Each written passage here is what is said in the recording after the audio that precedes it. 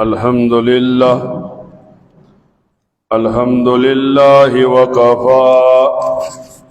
وسلام على عباده الذين اصطفى خصوصا على سيد الرسل وخاتم الأنبياء أما بعد فأعوذ بالله من الشيطان الرجيم بسم الله الرحمن الرحيم محمد رسول الله والذين معه أشداء على الكفار رحماء بينهم صدق الله مولانا العظيم إن الله وملائكته يصلون على النبي يا أيها الذين آمنوا صلوا عليه وسلموا تسليما اللهم صل على محمد وعلى آل محمد كما صليت على إبراهيم وعلى آل إبراهيم إنك حميد مجيد اللهم بارك على محمد وعلى آل محمد كما باركت على إبراهيم وعلى آل إبراهيم إنك حميد مجيد۔ قرآن کریم کی ایک آیت مبارکہ کا ایک حصہ تلاوت کیا۔ اللہ رب العزت قرآن کریم کے اندر اشارہ فرما رہے ہیں نبی کریم صلی اللہ علیہ وسلم کے ساتھیوں کا، جن ساتھیوں کو صحابہ کرام کی جماعت کہتے ہیں۔ علماء نے کتابوں میں لکھا ہے اللہ تعالی نے کائنات کے اندر دو جماعتیں خود بنائیں۔ ایک جماعت کو انبیاء کی جماعت کہتے ہیں، ایک جماعت کو صحابہ کرام کی جماعت کہتے ہیں۔ حضرت آدم علیہ السلام سے نبوت کا ایک سلسلہ شروع ہوا، پھر وقتاً فوقتاً اللہ تعالی انبیاء کو بھیجتا رہا، یہاں تک کہ نبی کریم صلی اللہ علیہ وسلم کی ذات اقدس پر آ کر نبوت کا سلسلہ ختم ہو گیا، اور جیسے ہی 40 سال کی عمر میں نبی کریم صلی اللہ علیہ وسلم کو نبوت ملی، اب صحابہ کرام کی جماعت بننا شروع ہو گئی۔ تو علماء لکھتے ہیں نبی خود بنتا نہیں ہے، اللہ تعالی بناتا ہے، چنتا ہے۔ صحابی خود بنتا نہیں ہے، اللہ تعالی صحابی کو بناتا اور چنتا ہے۔ پھر جب انبیاء کی بات چلتی ہے، جب صحابہ کرام کی بات چلتی ہے، تو مسلمان کا یہ عقیدہ بن جاتا ہے انبیاء بھی تمام کے تمام پاک ہیں، صحابی بھی تمام کے تمام پاک ہیں۔ کسی نبی پر اعتراض کرنا کسی کے لیے صحیح نہیں، کسی صحابی پر لعن طعن کرنا کسی کے لیے صحیح نہیں۔ جب نبی کے پاک ہونے کی بات چلتی ہے تو شریعت مطالعہ بتاتی ہے ہر نبی معصوم ہے۔ معصوم اس شخص کو کہتے ہیں جو نہ خود گناہ کے قریب جائے نہ گناہ اس کے قریب آئے، اسے معصوم کہتے ہیں۔ اور جب صحابی کو محفوظ کہا جاتا ہے تو محفوظ اس انسان کو کہتے ہیں جس سے انسان ہونے کے ناطے گناہ تو ہو جائے لیکن اللہ تعالیٰ اس انسان کو دنیا میں پاک کر دے، اسے محفوظ کہتے ہیں۔ ایک مسلمان کا عقیدہ ہے سارے انبیاء بھی ایمان کا مرکز ہیں، ایک مسلمان کا عقیدہ ہے، سارے صحابہ بھی ایمان کا مرکز ہیں۔ اب کسی ایک نبی کا انکار بھی مسلمانی سے نکال دیتا ہے، ایک صحابی کا انکار بھی مسلمانی سے نکال دیتا ہے۔ جب آدمی کسی بھی اللہ کے ایک صحابی پر اعتراض کرتا ہے، چاہے بڑے سے بڑا صحابی ہو مرتبے میں، چھوٹے سے چھوٹا صحابی ہو مرتبے میں، لیکن ایک آدمی جب کسی صحابی پر اعتراض کرتا ہے تو اب اعتراض کرنے والا اللہ کے انتخاب پر تنقید کرتا ہے کہ اللہ تعالیٰ کو علم نہیں تھا، اس کو نبی علیہ السلام کا صحابی بنا دیا۔ علماء لکھتے ہیں جب آدمی کسی صحابی پر اعتراض کرتا ہے، کسی صحابی کو برا کہتا ہے، وہ اللہ تعالیٰ کی قدرت کاملہ کا منکر بن جاتا ہے کہ اللہ تعالیٰ کو قدرت نہیں تھی کہ اس انسان کو نبی علیہ السلام کا صحابی بنا دیا۔ یہاں تک نہیں بلکہ جب ایک مسلمان کسی بھی صحابی پر اعتراض کرنے کے لیے کھڑا ہوتا ہے، گویا وہ اپنے ایمان کو متزلزل کر رہا ہوتا ہے۔ اسی وجہ سے مسلمان کو عقیدہ دیا گیا، حضرت آدم علیہ السلام سے لے کر نبی کریم صلی اللہ علیہ وسلم تک سارے انبیاء پر ایمان لانا ہے، اور حضرت ابو بکر صدیق تک سے لے کر آخری صحابی وحشی تک سارے صحابہ کو ایمان کا مرکز ماننا ہے۔ اب ایک آدمی جب نبی علیہ السلام کے زمانے کو دیکھتا ہے، نبی علیہ السلام کے زمانے میں صحابہ مسلمانوں کی دو جماعتیں تھی، ایک جماعت کو صحابہ کرام کہتے ہیں، ایک جماعت کو آل بیت اطہار کہتے ہیں۔ جب صحابی کی بات چلتی ہے تو مسلمان کو بتایا جاتا ہے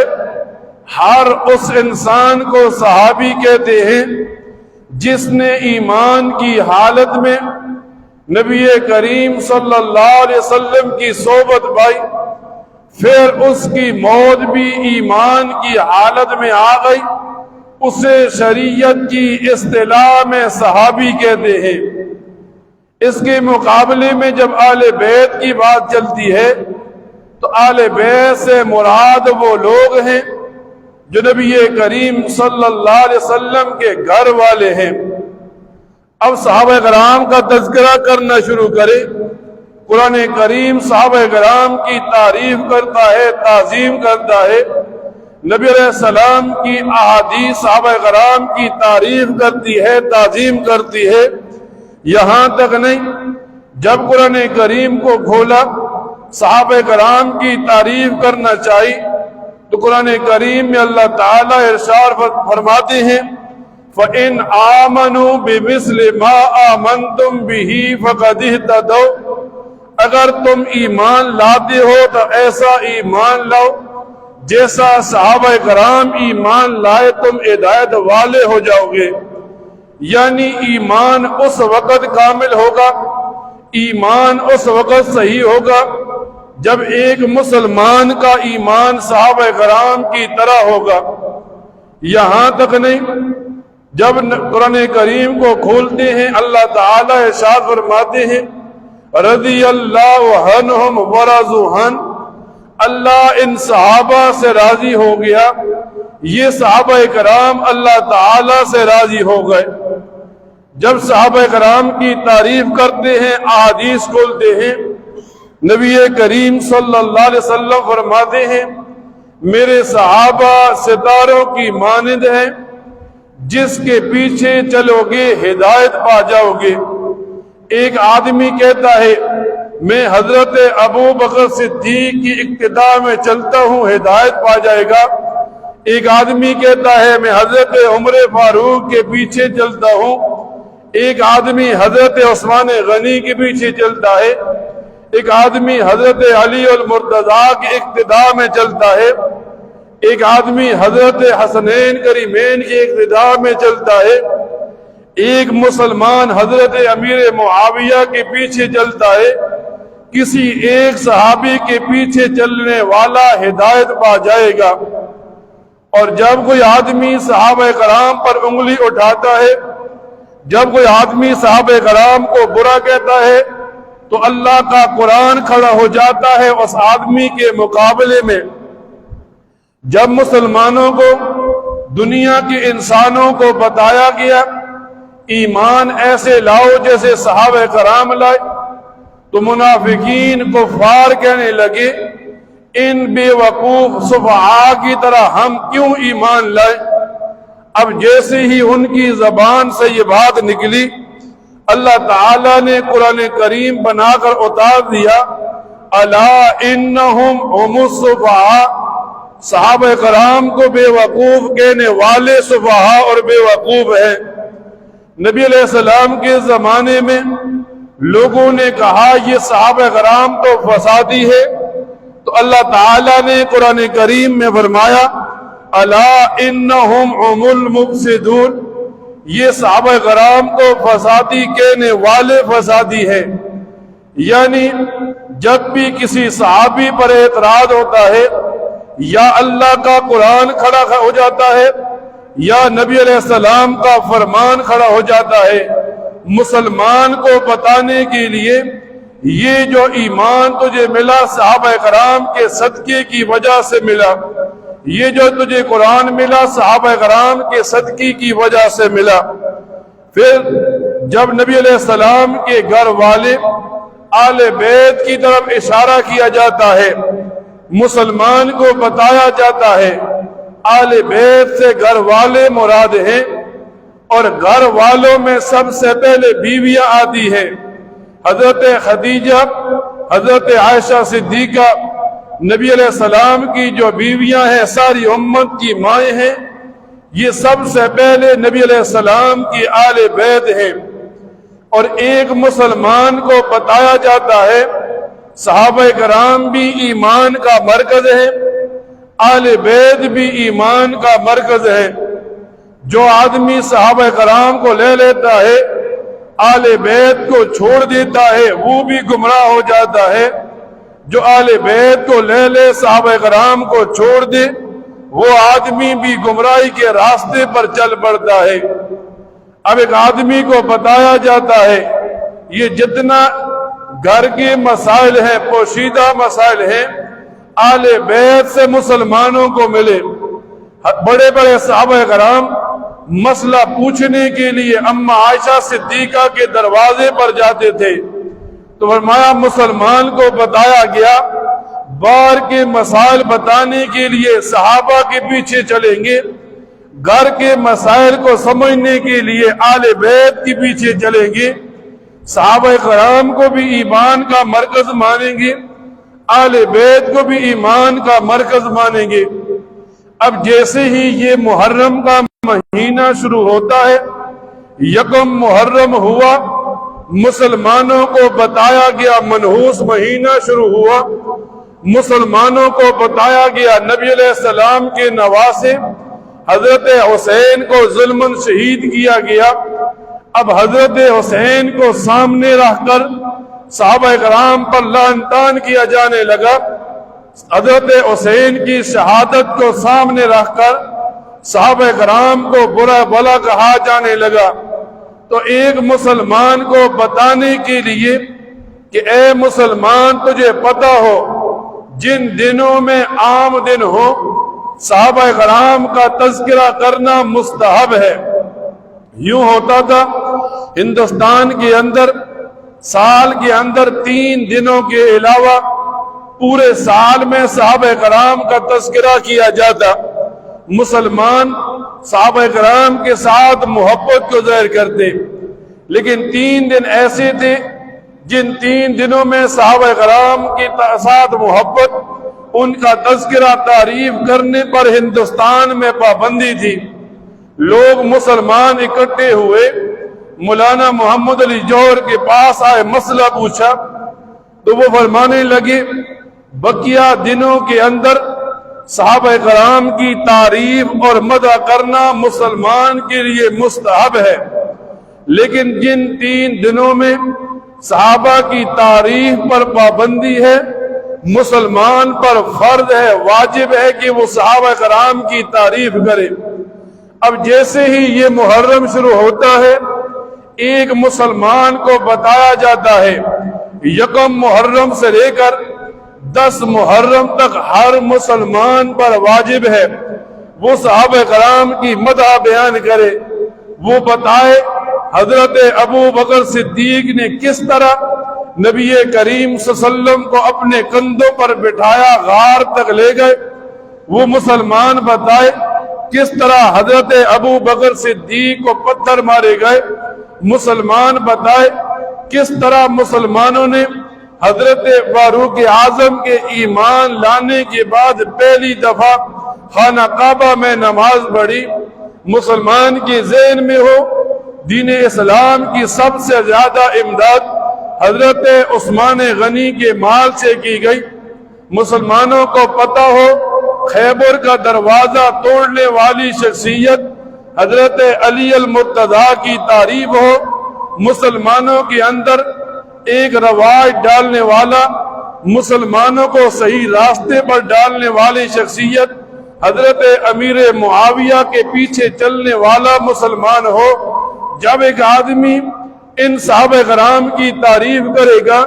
جب ایک آدمی ان صحابہ کرام کے تذکرے کرے گا، ان کے ساتھ محبت کرے گا، تو یہ اپنی محبت کا حق ادا کر دے گا۔ یہ مسلمان کہے گا جس قرآن کو میں پڑھتا ہوں صحابہ کرام نے ہم تک پہنچایا، جس نماز کو میں پڑھتا ہوں صحابہ کرام نے پڑھ کر ہمیں بتایا۔ مسلمان کے ذہن میں ہوگا شریعت کے جتنے مسائل ہیں یہ مجھے صحابہ آل بیت سے ملے ہیں۔ یہ محرم کے 10 دن 1 محرم سے لے کر 10 محرم تک ہر مسلمان واجب سمجھے صحابہ کی تعریف کرنا، صحابہ کرام کی مدح کرنا، ان کے ساتھ اپنی محبت کا اظہار کرنا، جن کی تعریف قرآن کرے، جن کی تعریف نبی علیہ السلام کے فرمان کرے، تو ایک مسلمان کی تعریف مسلمان کے ایمان کی زیادتی کو کھینچے گی، مسلمان کی نجات کو کھینچے گی، مسلمان کے کل کے قیامت کے دن کھڑا ہونے کی آسانیوں کو کھینچے گی۔ تو ایک مسلمان کو چاہیے ان 10 دنوں میں جب لوگ صحابہ کرام کو برا کہیں تو یہ صحابہ کا عاشق، یہ اہل بیت کے پیچھے چلنے والا ان لوگوں کی تعریف کرے، خود کرے، مسجد میں بیٹھ کر کرے، گھر میں بیٹھ کر کرے، اپنے بچوں کو بتائے ان صحابہ کا ہمارے اوپر کتنا زیادہ انعام و اکرام ہے۔ جب ہم صحابہ کے ساتھ محبت ظاہر کریں گے اللہ تعالی ہمارے ایمان کو تقویت دے گا۔ اللہ تعالی سے دعا کیا کرے اللہ تعالی ان باتوں کو سننے کے بعد ان پر عمل کرنے کی توفیق عطا فرمائے۔ وآخر دعوانا الحمدللہ رب العالمین۔